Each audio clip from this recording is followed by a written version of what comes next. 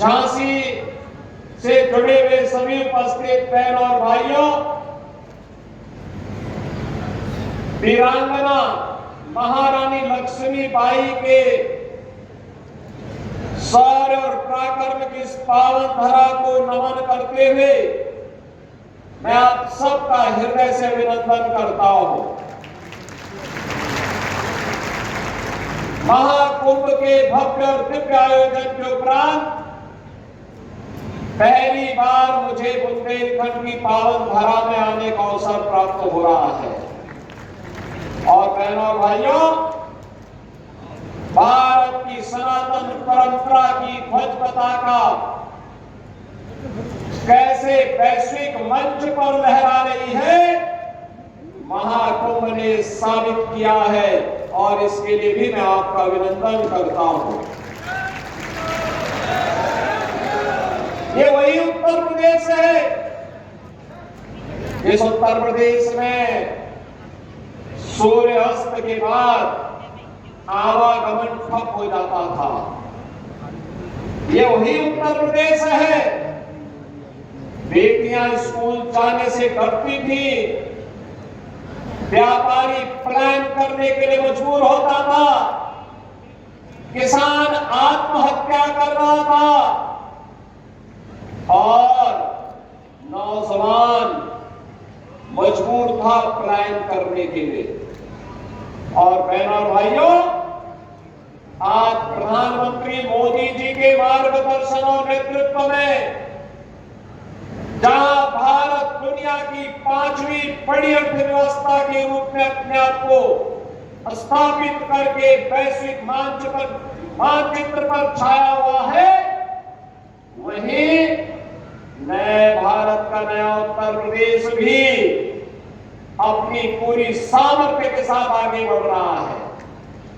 आपने महाकुंभ को देखा होगा, उत्तर प्रदेश की आबादी तो है 25 करोड़ और महाकुंभ में श्रद्धालु और संतों की संख्या आती है 66 करोड़ 30 लाख से अधिक।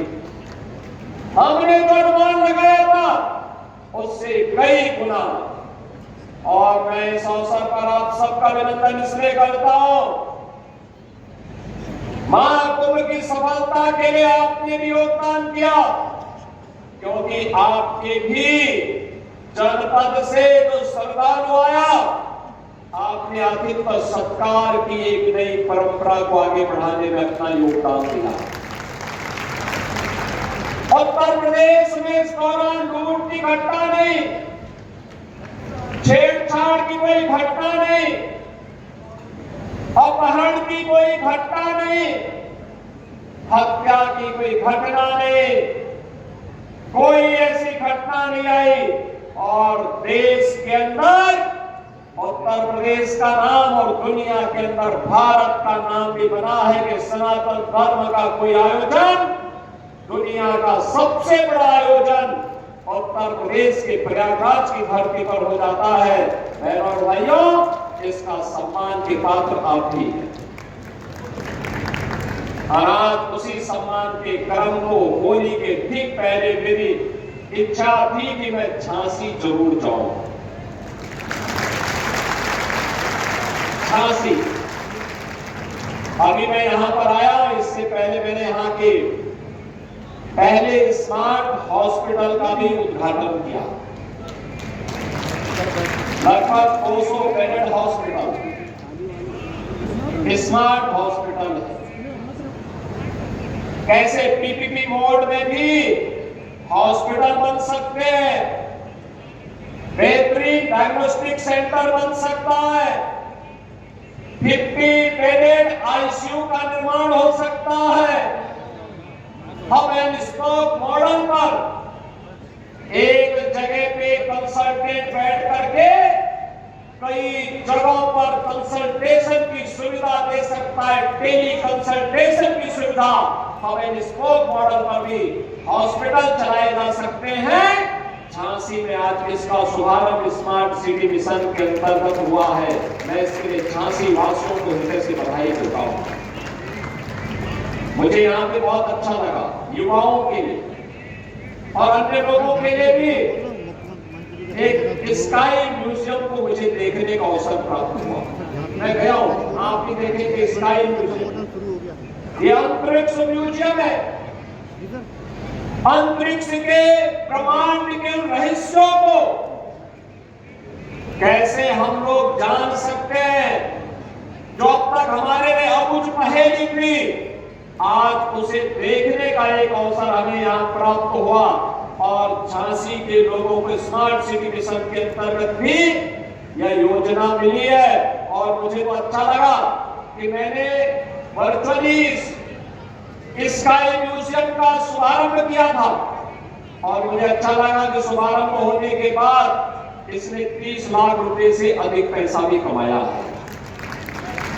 बहनों और भाइयों, योजना ऐसे ही बननी चाहिए जो अपना खर्चा भी उठा सके, हमारे विद्यार्थियों का ज्ञानार्जन भी कर सके, और अन्य लोगों के मनोरंजन का भी एक केंद्र बन सके। स्काई म्यूजियम को भी मैंने नजदीक से देखा, उसका अवलोकन किया, और अब मुझे आपके बीच में यहाँ पे आने का अवसर प्राप्त हुआ।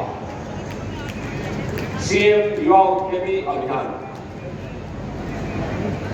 सीएम युवा उद्यमी अभियान यानी अपने युवाओं को उद्यमी बनाना।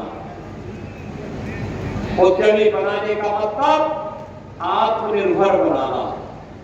अब जॉब के पीछे नहीं भागेगा, बल्कि जॉब उसके पीछे भागेगी, उसके पीछे भागेगी।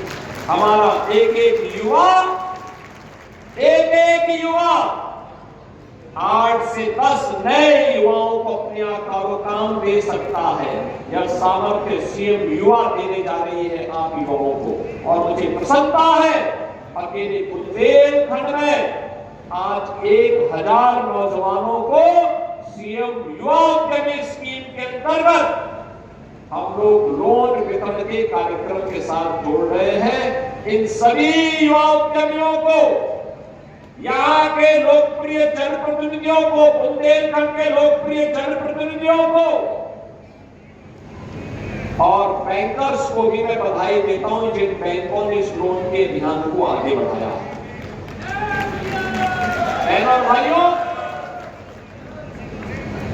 ये युवा उद्यमी अभियान 5 लाख रुपए का लोन ब्याज मुक्त है, गारंटी मुक्त है, और 10% का योगदान इसमें मार्जिन मनी के रूप में भी हम लोग अनुदान के रूप में दे रहे हैं। यानी कोई भी युवा जो अपना स्वयं का कारोबार प्रारंभ करना चाहता है, पूंजी का अभाव है, तो सीएम युवा उद्यमी स्कीम उसके लिए खड़ी है, उसके लिए तैयार है। और मुझे अच्छा लगा कि बुंदेलखंड में भी एक झटके में 1070 नौजवान इस युवा उद्यमी स्कीम के साथ बने हैं। और मुझे प्रसन्नता और भी तब होगी जब अगली बार जब हम लोग आएंगे तो ये युवा अगली बार वो धन वापस करके अगली बार 10 लाख रुपए के क्रेडिट के साथ हमारे पास आएंगे और इस स्कीम को और अच्छा आगे बढ़ाने का अवसर प्राप्त होगा। याद रखना, व्यवसाय में धैर्य की आवश्यकता है, और मार्केट की नब्ज को टटोल करके अगर हम उसके लोग अपने कार्य को ढूंढे, कार्य कोई छोटा और बड़ा नहीं होता। मां कुंभ ने तो आस्था को आर्थिकी के साथ जोड़ा। मैं देख रहा था वहां पर जो युवा परीक्षाओं की तैयारी कर रहे हैं, प्रतियोगी परीक्षाओं की तैयारी कर रहे हैं, उन्होंने अपने माँ बाप से पैसा लिया और दिन में जो समय मिलता था बाइक का उपयोग करते थे। कुछ पैसेंजर को संगम तक स्नान कराने के लिए ले जाते थे, उससे भी अतिरिक्त इनकम कमा लेते थे। बिजनेस के लिए इनोवेशन और टेक्नोलॉजी आवश्यक है। आज के समय टेक्नोलॉजी का युग है। आप यहाँ पर आए हैं तो यहाँ पे एग्जीबिशन लगी हुई है, इसको एक बार देखिए, कितनी अच्छी एग्जीबिशन है। बहुत सारे ऐसे युवा जिन्होंने सीएम युवा उद्यमी स्कीम के अंतर्गत लोन लिया और लोन लेने के बाद अब यहां पर इस कार्यक्रम के साथ जुड़ करके इसका लाभ ले रहे हैं, अपना व्यवसाय कर रहे हैं, नए लोगों को कारोबार के साथ जोड़ रहे हैं। व्यवसाय बढ़ेगा तो यहां पे गुणात्मक प्रगति होती है और गुणात्मक प्रगति का मतलब अगर आज आपकी पूंजी 5 लाख की हुई है, ईमानदारी से आप अपने कार्यक्रम को आगे बढ़ा रहे हैं तो उसको 25 लाख होने में बहुत ज्यादा समय नहीं लगने वाला है। आपकी पूंजी 25 लाख की हुई, आपने ईमानदारी के साथ व्यवसाय में धैर्य के साथ अपने अपने मार्केट को ढूंढा तो आपकी इस पूंजी को 2.5 करोड़ होने में, यानी जो अब तक लाखपति में आप थे, आपको कुछ ही वर्षों में करोड़पति होने में कोई देर नहीं लगेगी। और सम्मान अलग है, हर व्यक्ति आपको सम्मान की निगाहों से देखेगा, उद्यमी की निगाहों से देखेगा और वह जो उद्यमी की निगाह से आपके पास लोग देखेंगे, सम्मान भी आपका बढ़ेगा, प्रदेश का सम्मान बढ़ेगा, प्रदेश के विकास में आप योगदान दे पाएंगे। और उसी कार्यक्रम को, इस स्कीम के बारे में रुझान देख करके आप कह सकते हैं इस स्कीम का लाभ इसी बात को लेकर के है कि हमें 24 जनवरी से 31 मार्च के अंदर 1 लाख युवा उद्यमियों को लोन की सुविधा उपलब्ध करवानी थी। एप्लीकेशन मांगे गए थे 1 लाख और एप्लीकेशन अब तक हमारे पास आ गए हैं 2,70,000। लगभग 30,000 युवा उद्यमियों को लोन वितरण हो चुका है और बाकी जो 70,000 हैं, अभी सरकार के 8 वर्ष पूरे होने जा रहे हैं 25 मार्च को। और मैं चाहूंगा कि उस दिन सभी जिला प्रशासन अपने अपने जनपद में जिले के विकास की एक एग्जीबिशन लगा करके उस जनपद के हर एक युवा को, हर जनपद में कम से कम 1,000 युवा को सीएम युवा योजना के अंतर्गत अतिरिक्त लोन की सुविधा से जोड़ने की आवश्यकता है, जिससे हमारा युवा अपना स्टार्टअप तैयार कर सके, नया कारोबार प्रारंभ कर सके। हर एक क्षेत्र में अनेक संभावनाएं हैं, अलग अलग क्षेत्र में लोग अलग अलग प्रकार का कार्य कर सकते हैं। हमें उस दिशा में आगे बढ़ना होगा, अपने आप को तैयार करना होगा। और अब तो सरकार एक काम और कर रही है, ये तो सीएम युवा उद्यमी स्कीम है। मैं उससे जुड़े हुए उद्यमियों से कहूंगा, आप जैसे अपना कारोबार आगे बढ़ाएंगे, एमएसएमई विभाग में अपना रजिस्ट्रेशन करिए। एमएसएमई विभाग में आपका रजिस्ट्रेशन कैसे होगा? अगर दुर्भाग्य से कभी कोई आपदा घटित होगी तो सरकार आपको 5 लाख रुपए का सुरक्षा बीमा का कवर भी देने जा रहा है। उत्तर प्रदेश देश का सर्वाधिक एमएसएमई यूनिट रखता है।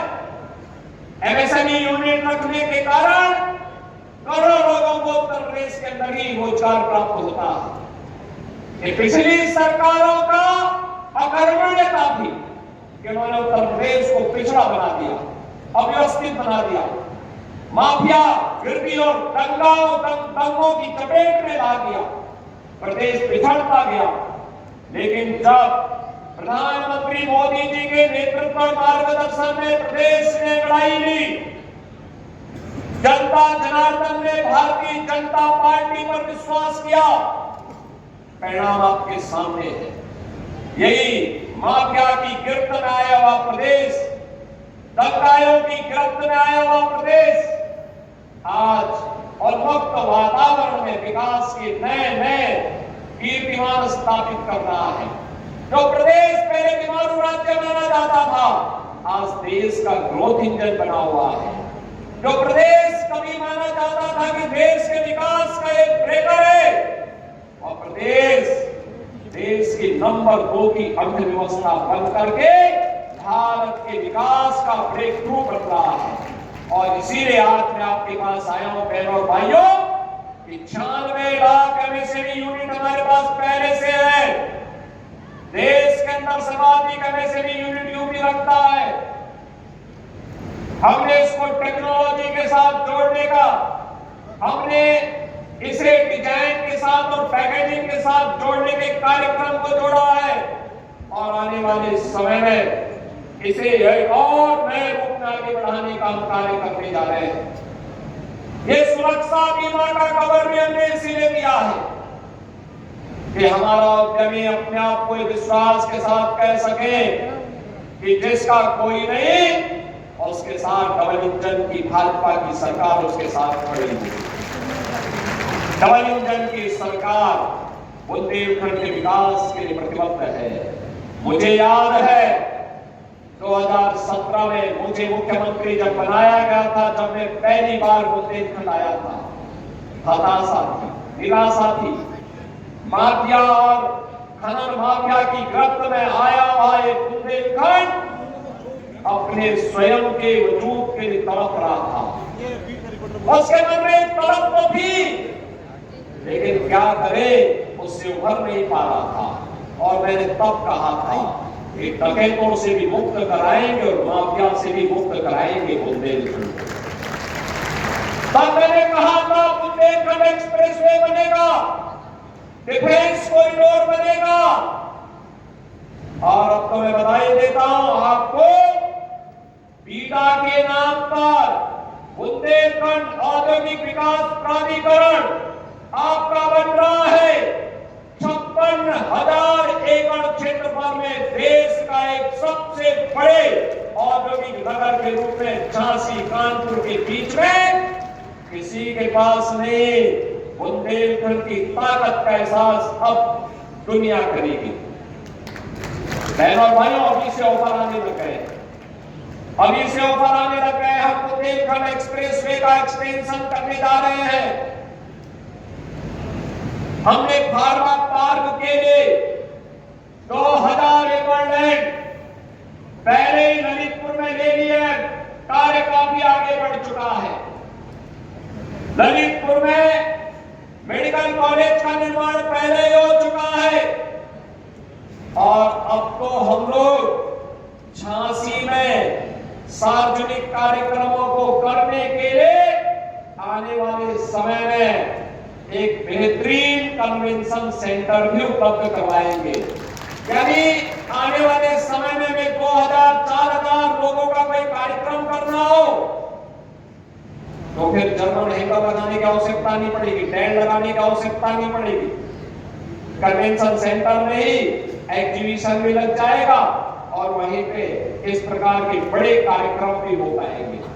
जब कार्यक्रम नहीं होने हैं तो वहां पे शादी ब्याह के कार्यक्रम, वहां पे इन्वेस्टर मीट के कार्यक्रम, वहां पर विभिन्न प्रकार के अपने कार्यक्रमों को भी आगे बढ़ाया जा सकता है। और भाइयों, याद करिए, आज से 8 साल पहले एक बूंद पानी के लिए तरसता था बुंदेलखंड।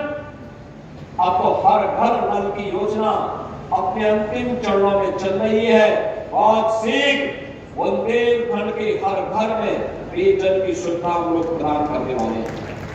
खेत बेगवा की परियोजना हर खेत को पानी पहुंचाने के लिए प्रतिबद्ध दिखाई दे रही है और बुंदेलखंड एक बार फिर से अपने पुराने गौरव के साथ आगे बढ़ने के लिए उतावला दिखाई दे रहा है। मैं तो आज आपके पास कहने के लिए आया कि बहनों और भाइयों, इस माफिया राज से, जिस दंगाइयों से इस प्रदेश को और बुंदेलखंड को मुक्त किया गया है, उसको फिर से बुंदेलखंड में पैर रखने की जगह मत देना। अन्यथा आने वाली पीढ़ी को से भी आप लोगों को, हम लोगों ने तो अपने स्तर पर प्रयास किया है, आपको भी इस प्रयास का हिस्सा बनना है और हिस्सा बन करके जहां कहीं कोई ऐसा माफिया खड़ा होने का दुस्साहस करता है, पुरजोर उसका प्रतिकार करने की आवश्यकता है। सरकार आपके साथ खड़ी होगी, आपके साथ खड़ी होगी। कोई भी अगर व्यक्ति ऐसे लोगों को जो गरीबों का शोषण करता है, गरीबों की, व्यापारियों की शोषण करता है, बेटियों की सुरक्षा में सेंध लगाता है और बुंदेलखंड में विकास में बाधक बनता है। उस बैरियर को हटाने की जिम्मेदारी हमारी, हम लोग आपके साथ खड़े हैं। युवाओं के जीवन के साथ जो खिलवाड़ करेगा उसको उसकी कीमत चुकानी पड़ेगी। अन्नदाता किसानों के भाग्य को बदलने के लिए सरकार के द्वारा जो उठाए गए कदम है, आपने देखा होगा कल ही हमारी सरकार ने गेहूं का एमएसपी घोषित किया है। प्रति क्विंटल 150 रुपया और बढ़ाया गया है। 2425 रुपया हम लोग गेहूं का अपने अन्नदाता किसानों को उपलब्ध करवाएंगे। क्रय केंद्र खोलेंगे। आने वाले समय में सरकार ने व्यवस्था की है, हर मंडी में हम लोग माता सबरी के नाम पर एक सस्ती कैंटीन अन्नदाता किसान के लिए उपलब्ध करवाएंगे, जहां उसको चाय मिल सके, सस्ते में भोजन मिल सके, वहां पे बैठने की व्यवस्था दे सके। हम लोग पहले चरण में 7 माता अहिल्याबाई के नाम पर कामकाजी महिलाओं के लिए छात्रावास का निर्माण करने जा रहे हैं। उनकी सुरक्षित छात्रावास जहां वे रह सके उनके लिए व्यवस्था देने जा रहे हैं। सरकार ने तय किया है, हमने पिछली बार प्रदेश के अंदर जो लोग शासन की योजनाओं से वंचित थे, मुसर, थारू, कोल, चेरो, सहरिया, इन सभी जातियों को योजनाओं के लाभ से जोड़ने के बड़े कार्यक्रम को हम लोगों ने अपने साथ किया था। 100% से जुड़े करने के कार्यक्रम को अपने हाथों में लिया था और इस बार सरकार ने बजट में प्रावधान किया है, जीरो पॉवर्टी के लक्ष्य को प्राप्त करने के लिए जो गरीब अभी तक किसी योजना से वंचित है, उस गरीब को उस योजना के साथ जोड़ करके उसके जीवन को आगे बढ़ाने का काम करेंगे। जिसको मकान नहीं मिल पाया उसको मकान देंगे। जिसे अब तक किसी योजना का लाभ नहीं मिल पाया है उसे इस योजना के साथ जोड़ने का काम करेंगे। जिसके बाद शौचालय नहीं शौचालय, जिसके बाद जॉब कार्ड नहीं जॉब कार्ड, जिसके बाद आयुष्मान का कार्ड नहीं आयुष्मान का कार्ड, जिसके बाद राशन का कार्ड नहीं उसको राशन का कार्ड एक साथ सरकार उपलब्ध कराने जा रही है। बहनों और भाइयों, ये सरकार लोक कल्याण के लिए, प्रदेश के विकास के लिए प्रतिबद्ध है और उसी प्रतिबद्धता को दोहराने के लिए आज मैं आपके पास यहाँ पर आया हूँ। मुझे पूरा विश्वास है कि बुंदेलखंड की जो तस्वीर बदली है, जो स्पीड बनी है, जो पहचान बनी है, यही तो वीरांगना महारानी लक्ष्मीबाई के चरणों में सबसे बड़ा हमारा श्रद्धांजलि है।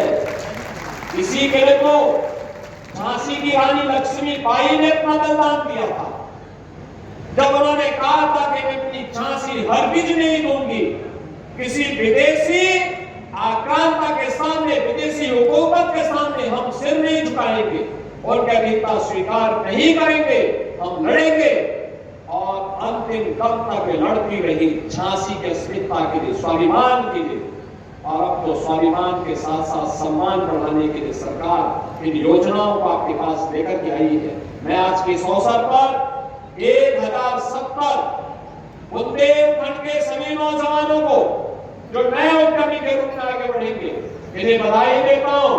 बुंदेलखंड वासियों को होली की शुभकामनाएं देता हूँ और विश्वास करता हूँ कि आप सब मिलकर के बुंदेलखंड को उद्यम प्रदेश के रूप में, उद्यम क्षेत्र के रूप में विकसित करने में अपना योगदान देंगे। आप सबके प्रति मेरी शुभकामनाएं। धन्यवाद। जय हिंद।